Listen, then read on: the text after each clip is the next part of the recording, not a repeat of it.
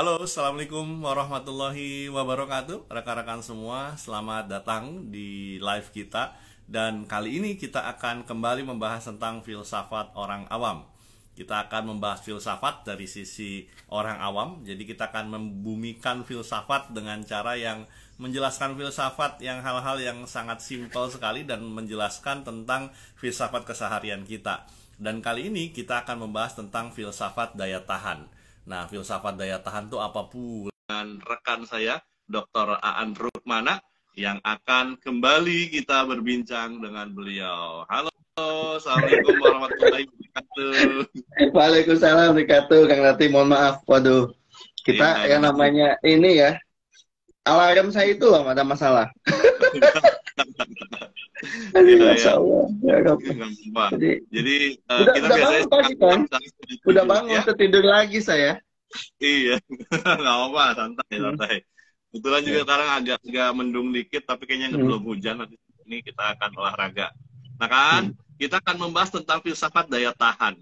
Kira-kira kasih dong bocoran kita bahas tentang apa nih dari sisi orang awam terkait dengan filsafat daya tahan. Silakan, Kang. Ya, makasih, Kang Latif. Assalamualaikum warahmatullahi wabarakatuh. Eh, ya, pagi ini kita akan sama-sama mendiskusikan satu tema yang penting sekali, yang disebut sebagai filsafat daya tahan. Nah, filsafat daya tahan ini sebetulnya berangkat dari suatu kondisi kita, baik itu sebagai individu maupun sebagai masyarakat, di dalam menghadapi suatu tantangan hidup, apapun itu. Nah, ketika ada tantangan hidup, ada di antara kita yang kadang-kadang langsung jatuh, tapi ada yang menjadikan tantangan hidup itu malah menjadi penguat bagi kita. Makanya kenapa kemudian oleh para pendidik di dunia banyak mereka kemudian mengkampanyekan satu istilah yang disebut sebagai resiliensi atau resilience. Ya. Nah, itu kenapa kemudian kita akan bahas itu karena ini penting. Wabil khusus misalnya ketika COVID kemarin kita juga banyak bicara mengenai daya tahan begitu. Walaupun sebelum peristiwa COVID, Kang Latif, diskusi mengenai daya tahan juga udah mulai kuat di banyak sektor. Karena sebetulnya ujung dari kekuatan manusia itu kan di dalam daya tahannya, di dalam resiliensinya, gitu. Ini kita nggak bicara masalah kuat dalam artian fisik ya, bukan ya. Karena banyak juga yang kemudian terlihat dari sisi fisik kelihatan kuat, tetapi kalau jiwanya rapuh, nah itu juga menjadi suatu masalah begitu. Atau misalnya bicara kalau dulu misalnya konteks di sekolah ya, misalnya atau di kampus atau mungkin di perkantoran, ada orang yang memang punya prestasi selalu misalnya, atau nilai KPI-nya atau nilai IPK-nya nah itu tinggi. Tapi ketika menghadapi masalah banyak juga yang tumbang. Nah, itu kan artinya kenapa prestasi seseorang juga kok tidak selamanya sejalan dengan kekuatan manusia dalam melakukan atau menjaga dirinya dari sisi krisis ya. Disebut sebagai daya tahan ini. Nah, ini. Dan pertanyaannya kemudian kan, ini kita bahas nanti. Pertama, apa itu daya tahan? Kemudian, kenapa sih kita perlu membahas tentang daya tahan? Dan yang terakhir juga, bagaimana sih caranya kira-kira supaya kita bisa tetap bertahan ya di tengah gempuran krisis hidup gitu. Nah, itu yang kita bahas Kang pagi ini dari sisi filsafat tentunya. Silakan Kang. Siap, thank you, thank you. Dan juga saya menyapa rekan-rekan semua yang sudah hadir. Yes, thank you teman-teman menyempatkan pada hari Ahad atau Minggu pagi ini. Teman-teman hadir sebelum olahraga, ya nggak apa-apa hadir dulu setelah ini. Kemudian baru berolahraga, atau nanti bisa juga kalau misalkan, oh saya nonton sedikit-sedikit aja, nggak apa-apa. Nanti bisa teman-teman nonton dulu. Nanti kalau nggak setengah-setengah, nanti kita bisa save di IG ini dan juga kita save di YouTube kita. Dan juga kita akan coba lakukan kajian kita. Nah, Kang An, terkait dengan daya tahan. Daya tahan tuh ya Indonesia, mungkin bahasa Indonesia daya tahan tuh sebenarnya kalau kita padankan dengan bahasa Inggris itu ada dua jenis ya.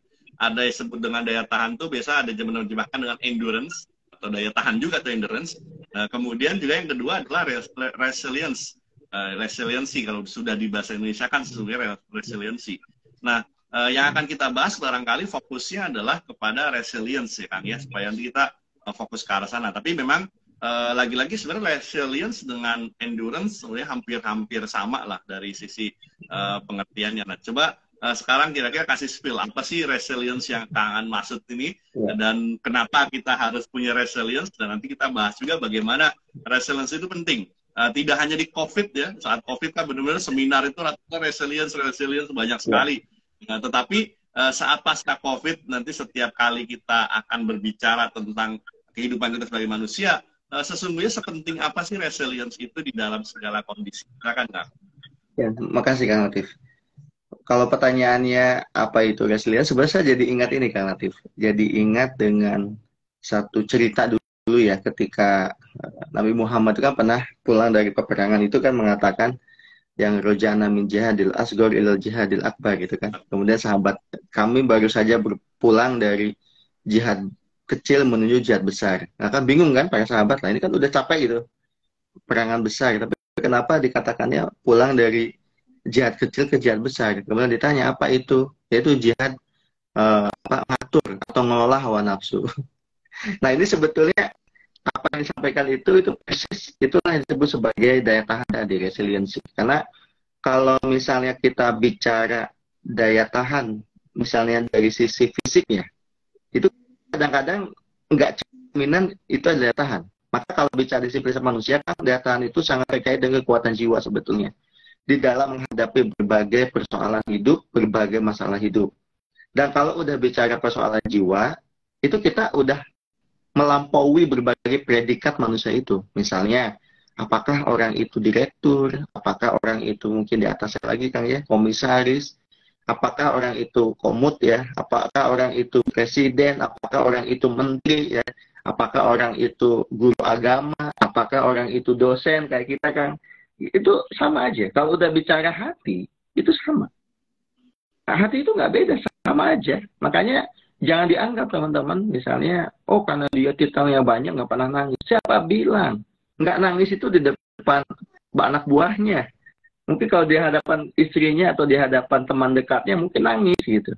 Oh dia pintar, ilmunya banyak, dia pasti nggak pernah nangis. Siapa bilang? Karena saya relatif dalam apa namanya pengalaman saya itu, saya banyak juga berteman dengan profesor, berteman dengan orang-orang hebat. Nangis juga gitu ketika ada masalah.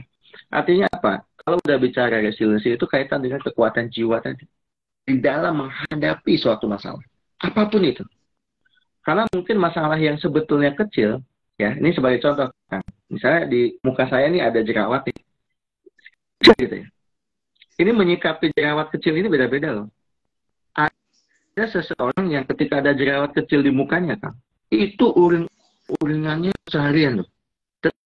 Tapi ada yang menghadapi jerawat, biasa aja. Bahkan mungkin tidak melihat itu sebagai suatu masalah besar. Nah, itu juga resilience. Artinya daya tahannya. Jadi ada orang yang memang betul-betul lemah dari sisi daya tahan kan. Sehingga ketika ada satu jerawat, langsung rapuh. Atau misalnya di sisi lain lah, saya memakai satu baju atau satu pakaian ke suatu perjamuan gitu. Kemudian kurang sedikit lah dari misalnya komposisi warna. Ada tuh yang setelah itu uring-uringan Kang, udah bad mood lah pokoknya, pestanya udah hancur gitu. Daya tahan, berarti ada masalah dengan daya tahan itu level-level kecil ya. Ada sebaliknya Kang, orang yang digempur macam-macam, digempur masalah, dihadapi masalah, tapi kok tetap aja bertahan ya, kayak pohon gitu kan. Pohon juga sama kan, ada pohon yang dikit-dikit tumbang, ada pohon yang itu nggak tumbang-tumbang gitu, mau kena hujan, mau kena petir, mau kena badai gitu. Nah itu daya tahan itu sebetulnya. Jadi kalau saya boleh ringkaskan lah buat teman-teman ya, ini daya tahan itu adalah suatu kekuatan jiwa di dalam menghadapi suatu masalah. Jadi alih-alih orang itu tumbang, yang ada malah bangkit ketika ada masalah. Nah, itu sederhana. Yes, oke. Sudah sangat jelas ya tentang daya tahan. Dan menariknya adalah daya tahan itu bukan hanya sekedar ketika mendapatkan gempuran kita bisa kuat. Tetapi kadang ketika dapat gempuran ya sesuatu saat bisa saja tumbang. Tapi bagaimana resiliensi itu ketika daya tahan itu kita kuat, mungkin tumbang tapi tidak terlalu lama tumbangnya, tetapi bisa langsung bangkit, bisa langsung bangun, bisa langsung recovery. Nah, daya tahan juga termasuk adalah kalau saya melihat Kang Aan ya setuju bahwasannya selain kita kuat atas gempuran, tapi secepat apa kita bisa bangkit ketika Ya, kita betul. gempur ke sesuatu, atau ketika kita jatuh secepat apa kita bisa bangun dan bisa kuat berdiri. Bahkan ketika sudah berdiri nanti dihajar lagi, apakah kita setelah berdiri itu kuat akan selesai? Tidak. Dalam kehidupan kita, bahkan di dalam kehidupan kita memang sebagai manusia kita akan selalu mendapatkan ujian sampai kita dipanggil Yang Maha Kuasa. Ya. Nah, siapa yang dapat bertahan terus menghadapi gempuran ujian-ujian yang dihadapi sepanjang kehidupan itu, mereka yang akan dapat bertahan. Nah, ini menarik, ada dari Anis Jamilah ya. Nah, daya tahan itu sama nggak dengan mindset ya sih? Yes, nah ini menarik Kang. Silakan. Apakah daya tahan itu sama dengan mindset atau seperti apa kaitannya dengan mindset dan positioningnya seperti apa? Silakan Kang. Makasih. Siapa tadi yang nanya? Jamilah ya? Anis Jamilah. Anis Jamilah, ya, makasih. Kalau ditanya apakah tekad mindset, itu tentu ya. Saya kenapa? Nanti daya tahan itu juga harus dimulai dari positive thinking. Jadi satu istilah yang sepertinya biasa saja tapi penting. Kalau bahasa di agama masih namanya husnuzon.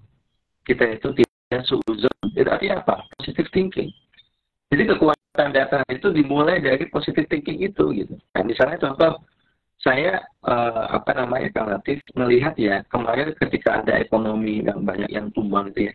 Ini kan betul yang nanti bilang kan ya tumbang nggak 1-2 ya banyak gitu. Tapi yang positive thinking itu kan meskipun dia tumbang dia seperti recovery-nya itu. Wah saya nggak bisa jualan langsung nih. Maka mau nggak mau saya jualan online misalnya. Jadi nggak bisa jualan langsung itu nggak menyebabkan dirinya untuk nggak berjualan. Tetap cari inisiatif, cari cara kreatif, berjualan dengan cara lain. Itu contoh kan dimulai dari mana nih? Pikiran. Maka kalau saya sih tidak setuju dengan tekad ya Kang ya. Kalau tekad nih dalam filsafat tekad itu kan seakan-akan kita itu ada dua dunia. Ada namanya res extensa, ada res cogitans. Jadi res extensa itu kayak dimensi keluasan yang meluas material ya. Tapi ada dimensi kesadaran, itu dua hal terpisah. Justru saya pengaruhi Kang Latif. Dan berpikir itu juga bagian dari kesadaran, bagian dari tadi pembentukan jiwa. Jadi nggak bisa dipisahkan. Bahkan kemampuan berpikir itu adalah part of yang namanya jiwa itu gitu. Makanya kenapa sih kita selalu diminta coba deh berpikir positif deh. Itu sebetulnya karena itu pintu masuk dari jiwa itu kan. Ini menarik kan. Berpikir itu pintu masuk dari kekuatan jiwa. Jadi kekuatan jiwa itu nggak kayak Superman ya tiba-tiba berubah gitu. Enggak, justru kekuatan itu ngatur pikiran kita itu. Ini kan yang nggak gampang kan. Pokoknya di dalam banyak tradisi filsafat justru ini diatur kita. Gimana cara kita bisa mengontrol pikiran kita. Nah, kalau dalam training itu kan ada hipnoterapi, itu sebenarnya bagian itu kreatif, bagian mengontrol, bagaimana kita bisa mengontrol pikiran kita gitu. Tapi kalau saya sih dalam misi filsafatnya tadi, semakin kita clear, semakin kita jernih melihat suatu masalah, sebetulnya kita akan menjadi semakin kuat jiwanya. Gitu. Semakin clear. Ya, saya contohkan jerawat. Kalau kita letakkan jerawat itu hanya sebagai jerawat, maka sebetulnya nggak akan jadi masalah besar ya. Betul ya. Bahkan kita juga sering kali lihat ya ada orang yang punten ya, dia ada bermasalah dengan kakinya gitu, kakinya ada kecelakaan. Tapi karena tadi nih, mindset pikiran itu dibangun positif, maka hilangnya kaki satu itu atau dua barangkali, atau bahkan dua gitu, tidak menjadikan dirinya malah tadi tumbang betul, tapi recovery, bangkit terus, bahkan bangkitnya lebih tinggi itu biasanya. Itu yang disebut sebagai resilient yang memang bermula dari pikiran. Maka pandai-pandailah kita mengelola pikiran kita, karena bahkan semua penyakit itu kan berasal dari pikiran. Hati-hati dengan pikiran kita ya. Yes, saya juga mencoba untuk melihat seperti ini. Apakah mindset itu adalah resiliensi itu adalah mindset? Memang resiliensi tidak hanya sekedar mindset, tetapi gabungan dari salah satu adalah mindset. Kalau kita lihat misalnya ada dalam pola sederhana dalam berperilaku itu adalah see do get. Jadi kita melihat, kita melakukan dan kita akan menuai hasil yang kita lakukan itu. Nah, yang dimaksud itu adalah kita melihat itu dari sisi mindset. Karena mindset itu adalah atau pola pikir atau tindakan atau niat, itulah yang akan mendrive kita untuk melakukan sesuatu. Nah, drive itulah yang akan membuat kita melakukan sesuatu, baik atau buruk, jelek atau baik. Kemudian lanjutnya kita akan mendapatkan apa yang hasil dari apa yang kita lakukan. Nah, itu yang menarik dari sisi mindset seperti yang Kang Aan sampaikan. Nah, lantas Kang, tadi kan sudah dikasih spill terkait dengan resilience itu seperti apa, kemudian juga kenapa kita harus punya resilience. Nah, kira-kira bagaimana? Bagaimana ini silahkan Kang, boleh dikasih satu bocoran secara praktisnya nih bagaimana nih caranya, walaupun tadi sedikit sudah disinggung-singgung terkait dengan bagaimana. Silakan. Ya, gini Kang Latif. Pertama, teman-teman harus meyakini dulu bahwa kita itu punya dimensi non fisik. Kalau saya sih melihatnya kekuatan apa yang kita bicarakan itu berangkat dari pertama nih, teman-teman harus yakin dulu kita itu punya dimensi non fisik, itu penting. Dimensi non fisik itu bahasa gampangnya gini deh. Kita itu punya jiwa, kita itu punya ruh. Kita harus yakinnya. Karena kadang-kadang untuk menyadari bahwa kita punya itu saja tuh fisik, punya jiwa maksudnya, punya ruh, itu nggak gampang kan? Ada prakteknya. Kenapa? Karena kita kan selalu terjebak dengan ini kerangka fisik ini. Jadi ya pokoknya ini saya gitu fisik, ya betul. Tapi jangan lupa loh, kalau hanya itu berangkatnya, manusia itu apa bedanya dengan binatang begitu kan? Ya kan? Kan cuma fisik kok. Tapi justru kita itu menjadi manusia karena kita punya fisik tapi ada plusnya banyak nih. Yaitu apa yang membedakan? Kita punya jiwa, kita punya ruh. Itu dulu teman-teman mesti punya jiwa, punya ruh. Itu pertama. Kemudian kalau sudah meyakini bahwa kita punya jiwa, punya ruh, maka kesananya kan tinggal bagaimana kita menjaga itu tuh, menjaga atau memberi konsumsi yang tepat terhadap jiwa dan ruhnya kita punya. Contoh jiwa misalnya. Jiwa itu kan konsumsinya itu adalah hal-hal yang kaitannya dengan sesuatu yang positif. Yang tadi sebetulnya ditanya oleh Mbak Anis tadi ya, kaitannya dengan mindset atau mungkin lebih besar lagi, lebih kepada akal, kemampuan kita berakal. Tapi yang positif. Ya. Itu makanan, itu vitamin itu yang paling sehat untuk jiwa itu gitu. Nah, tetapi kemudian ruh juga punya vitamin yang nanti. Apa itu? Dekat dengan yang menciptakannya, yaitu Allah Subhanahu wa Ta'ala. Makanya kenapa kalau kita bicara kekuatan daya tahan ini relatifnya selalu dan tidak pernah bisa dipisahkan dari keyakinan terhadap yang maha esa, yang maha kuasa. Itu nggak bisa itu. Misalnya ada orang yang coba menjelaskan resiliensi tapi nggak ada hubungannya sama yang maha kuasa. Sekuler banget gitu ya. Itu sah-sah saja gitu. Tetapi kita bisa berdiskusi gitu. Pada faktanya relatif itu nggak betul-betul punya daya tahan kan. Bahkan kalau yang saya baca kan, sejarah ateisme, sejarah orang yang menolak yang maha kuasa itu, de facto relatif justru menjadi orang yang paling tidak kuat punya resiliensinya kan. Karena pesimisme, orang yang tidak punya daya tahan, itu adalah simbolisasi juga dari hilangnya kepercayaan terhadap yang maha tadi. Gitu. Nah, dalam hal ini saya, karena kita disini filsafatnya, saya juga bertentangan misalnya dengan pandangan Marxisme kan. Bertentangan dengan pandangan Feuerbach, bertentangan dengan pandangan para filsuf yang ateis misalnya. Maksudnya nggak seperti itu. Justru daya tahan itu relatif ya tadi harus dihubungkan. Makanya kadang-kadang kan contoh ya kan misalnya kita sendirian ya. Pertanyaan saya betul sih enggak sih kita sendirian. Kan biasanya kalau orang yang sedang ada masalah kan cenderungnya menyendiri ya. Cenderungnya menyendiri. Kalau ada masalah. Pertanyaannya, benar nggak sih kita menyendiri? Belum tentu. Karena kadang-kadang ketika sendirian itu, sebetulnya kalau kita tepat meletakkan kesendirian itu ada di mana, itu jadi sumber kekuatan. Betul nggak kan? Kita lagi sendirian nih, tapi menyimpan, meletakkan kesendirian itu, kalau ada masalah, menyendiri betul, tapi tepat meletakkannya, itu biasanya akan punya kekuatan baru. Akan bangkit lagi. recovery lagi. Dan itu menjadi awal juga untuk tumbuhnya daya tahan tadi atau resiliensi. Maka nggak boleh kita itu misalnya memisahkan dari yang maha-maha tadi, yang maha agung, yang maha rahman, maha rahim, ya mungkin apapun lah keyakinan Anda ya yang menonton di sini gitu. Tapi jangan lepas dari yang maha tadi, itu penting kalau saya kan latih. Karena dengan meyakini yang maha tadi itu satu kekuatan lah yang membuat kita tahan banting begitu. Kemudian terakhir kan caranya selain tadi kita mengakui bahwa kita punya jiwa, kita juga mengenali hukum-hukumnya, mengenali kedekatan dengan yang maha, ya termasuk gimana cara menumbuhkan itu. Yang paling penting adalah kita praktekkan itu. Karena akhirnya resiliensi itu bukan teori ya kan ya, itu ada ilmu praktek. Karena kalau kita tidak pernah mempraktekannya, misalnya berpikir positif, tapi kita nggak pernah mempraktekannya nih, jangan terlalu overthinking, tapi kita overthinking terus, itu susah. Jadi, wah ini resolusi nggak mau pakai Anda, nggak mau praktekkan gitu. Sama kayak mau renang ya. Kalau ingin bisa renang ya harus renang gitu, sama. Daya tahannya harus siap menghadapi berbagai macam ujian gitu.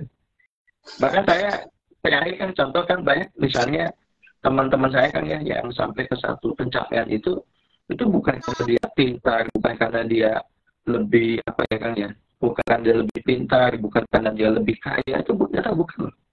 Ternyata orang yang punya daya tahan itu yang sampai ke satu titik pencapaian apapun itu, di dunia bisnis, di dunia pendidikan, di dunia apapun ya kan ya, itu orang yang paling punya daya tahan. Ya tadi jalan kena badai, ya boleh lah kita goyang gitu ya, tapi dia bisa jalan lagi tuh. Kena badai ke pinggir dulu, baik lagi tuh. Kena hempas ke belakang, maju lagi. Itu kayak gitulah. Itu orang yang punya daya tahan. Nah itu yang menurut saya penting ya Kang ya. Dan itu berlaku di mana-mana. Di sektor pekerjaan, sama di kantor juga. Kan ada orang yang gampang kan, ada masalah dikit keluar. Itu kejadian kan. Masalah sedikit keluar. Masalah sedikit keluar. Tapi ada yang enggak loh. Dia ada masalah, wajar dia kesal gitu ya. Tapi jalan lagi terus.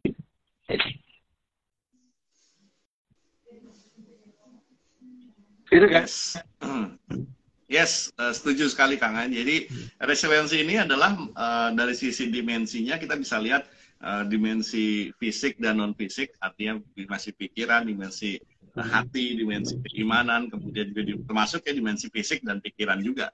Dan kalau kita bicara kepada siapa, dan tentunya pada semua pribadi, baik itu dari mulai anak yang masih sekolah sampai dengan yang sudah bekerja, bahkan sampai setiap sisi kehidupan manusia di setiap fasenya pasti akan membutuhkan namanya resiliensi. Nah, sekaligus bocoran ya Kang ya, nanti kita akan coba membahas juga bikin seminar, webinar khusus tentang ini, yang kita akan juga ada slide presentasi yang kita akan tampilkan, dan juga termasuk ini pun akan sangat berguna bagi Anda sebagai seorang pekerja, bahkan mungkin juga Anda yang masih kuliah, bagaimana kok saya bisa kuliah dengan nilai yang baik, kemudian maksimal hasilnya, dan kemudian saya juga bisa ketika selesai saya kuliah, saya bisa mendapatkan hasil maksimal secara nyata yang juga bisa saya dapatkan. Dan juga termasuk bagaimana juga menghadapi dari sisi tantangan-tantangan zaman, tantangan-tantangan tuntutan-tuntutan zaman, yang sekarang malah banyak orang yang stres, yang butuh healing, padahal ketika selesai healing pun masih tetap dia akan menghadapi kesetresannya kalau dia tidak bisa menyelesaikan dari sisi akar masalahnya. Nah, itu kita akan juga bahas dalam webinar kita nanti terkait dengan resiliensi, dan ini adalah bagian menurut saya adalah spill atau bocoran-bocoran singkat terkait dengan nanti apa yang mau kita bahas. Tapi menariknya adalah dimensinya harus lebih lengkap, dan ketika kita mau membahas tentang resiliensi, yang kita bangun itu bukan hanya sekedar recovery sesaat, dalam artian ketika kita sudah sedang stres, ketika kita sedang lemah, ketika sedang jatuh, lalu kemudian obatnya hanya sekedar painkiller atau sebatas hanya untuk mengobati kesakitannya sesaat saja. Tetapi yang kita inginkan adalah yuk kita bangun bersama hal apa yang bisa kita lakukan agar kita bangun itu daya tahan yang berkepanjangan, daya tahan yang tetap bertahan dalam kondisi apapun, dan kita menyebutnya itu adalah sebagai fondasi dasar resiliensi, bukan hanya sekedar resiliensi semu atau ke daya tahan semu. Kali ini banyak sekali Kang Aan yang maksud dengan daya tahan semu itu apa? Kelihatannya bahagia di depan, tapi Ya. setelah dia kembali ke kesendiriannya, malah dia menangis bombay. Apakah menangis salah? Tidak, tidak salah. Tetapi malah bahkan banyak orang yang kelihatannya tangguh, tapi akhirnya kok ternyata rapuh. Jadi apakah Anda termasuk tangguh yang secara tampilan tangguh dan memang real tangguh, atau jangan-jangan Anda yang tangguh tapi rapuh, tangguh depan orang tapi rapuh secara pribadi. Nah ini juga banyak yang terjadi ya. Fenomena flexing, fenomena healing yang sesaat tadi sesungguhnya menciptakan ketangguhan-ketangguhan, resiliensi daya tahan yang semu, yang kelihatannya daya tahan tapi tidak. Nah, bagaimana kita punya daya tahan yang benar-benar ampuh, kemudian benar-benar tidak rapuh dan tangguh, nah, kira-kira gitu ya. Itu yang barangkali kita bahas sekilas ya Kang Aan ya. Kita bicara kali ini tentang daya tahan hanya sekilas sebagai satu gambaran. Ada tambahan barangkali Kang sebelum kita akhiri? Sedikit baik, makasih. Nanti sedikit kita insya Allah memang mau buat acara khusus nanti mengenai daya tahan ini ya di webinar ya teman-teman. Nah, saya hanya ingin mengatakan begini, ini ada ilmu praktis ya. Jadi kalau di filsafat itu ada dua ilmu, ada ilmu teoritis, ada ilmu praktis. Jadi ilmu teoritis itu adalah mengetahui sesuatu sebagaimana adanya. Nah itu ilmu teoritis. Tapi yang kita bahas ilmu praktis, artinya bagaimana sesuatu itu kita praktekkan secara tepat. Ya. Kenapa? Karena kalau kita nggak praktekkan ya ilmu daya tahan ini atau pengetahuan dan daya tahan ini hanya akan menjadi pengetahuan kognitif relatif. Makanya harus dipraktekkan. Nah, cara mempraktekannya gimana? Tadi sudah sedikit kita sampaikan, tapi nanti Indita kita insya Allah akan bikin webinar khusus mengenai ini. Tetapi yang paling penting adalah mulai sekarang coba kita amalkan itu, ya di sektor apapun yang kita bergelut di dalamnya. Apakah di pendidikan, apakah di politik barangkali, apakah juga mungkin di dunia usaha. Yang jelas dan yang paling penting adalah teman-teman kita tidak ada istilah itu tumbang selamanya. Karena memang kadang-kadang untuk maju itu dasarnya juga diminta untuk jeda sesaat. Jedanya macam-macam. Ada jeda ke bawah, ada juga jeda ke samping, gitu macam-macam nih. Tapi yang paling penting di saat kita berhenti sejenak, maka jangan pernah berhenti untuk melanjutkan perjalanan kita. Itulah dasar. Terima kasih Kang Aziz. Ya, siap. Terima kasih Kang Aan, terima kasih kakak yang sudah hadir. Ada yang terkendala sinyal, memang kayaknya sinyalnya agak sedikit tantangan ya, trouble. Tapi nggak masalah, tetap kita bisa mendengar suara dengan cukup baik, walaupun mungkin tidak terlalu banyak gangguan. Terima kasih rekan-rekan semuanya, dan ingat nanti kita akan coba bikin namanya webinar terkait dengan daya tahan dan terkait dengan hal-hal yang praktis yang bisa kita manfaatkan dalam kehidupan kita nanti. Jadi seri-seri webinar bersama dengan Kebun Kebahagiaan, ya satu lembaga yang dibangun untuk bisa menciptakan kebahagiaan, membawa kita menuju kebahagiaan atau menghantarkan, memandu kita menuju kebahagiaan dan juga tentunya daya tahan dalam kehidupan. Oke, terima kasih banyak Kang Aan, selamat beraktivitas rekan-rekan semuanya, dan nantikan webinar kita terkait dengan daya tahan, terkait dengan kebahagiaan, terkait dengan hal-hal yang akan tentunya bermanfaat untuk kehidupan kita. Mari kita